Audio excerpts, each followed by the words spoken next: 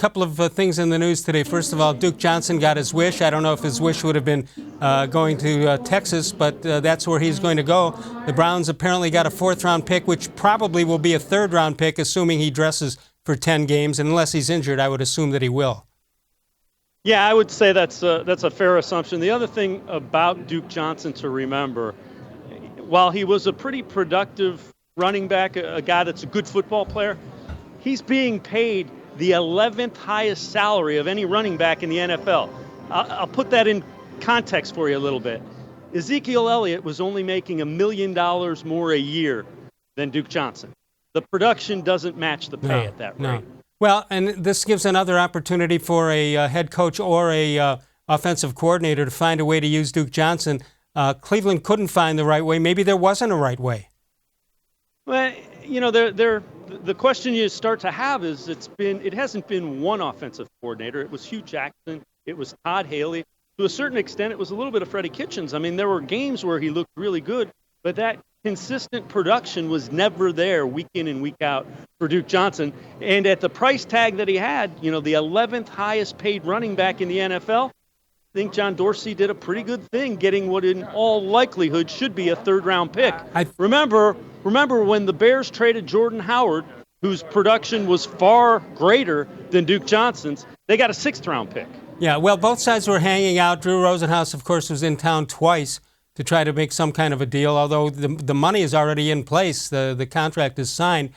But now Dorsey probably was offered this kind of deal somewhere and waited to see if it would go up, and apparently it did not.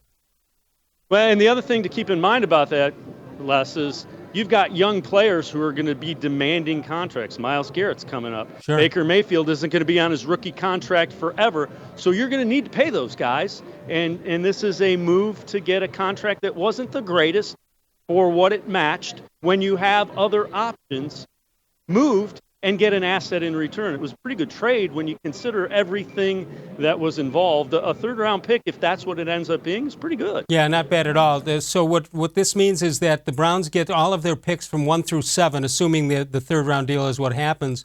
And there you see what does happen. It's a conditional 4th round, assuming that he dresses for 10 games. Then it goes to a 3rd round. And they also have the Cardinals' 6th-round pick and the Bills' 7th-round pick, so it looks like they're loading up a little bit for next year's draft. Hopefully, Dave, it won't be that high a draft pick, meaning they'll win a lot of games. If all goes well, it will not be a high draft pick, which is against something Browns fans are going to have to get used to, we hope. All right, let's take a look at the current depth chart, even though Freddie Kitchens says there really isn't one. Nick-Chubb is there. Kareem-Hunt, after 8 games, will be there also. Dontrell-Hilliard and Dearness Johnson, aj-ouellette, and trayone-gray. And I would assume maybe the 3rd or 4th guys on that list, Dave, probably might be replaced in the next week or two by somebody who gets cut somewhere else. Yeah, that very well could be. There are a couple of veteran free agents that they could look to sign as well. I do know the Browns, Freddie Kitchens, and offense coordinator Todd Monk and running back coach Stump Mitchell really like what Dontrell-Hilliard has done. With guys not reporting to OTAs and mini camps and those kind of things, it opened the door for Hilliard to get some reps with the ones, and he took advantage of it. He really went out and showed he could be the type of back that Duke Johnson was, and they may view him as a guy that they can plug in there in Duke Johnson's role.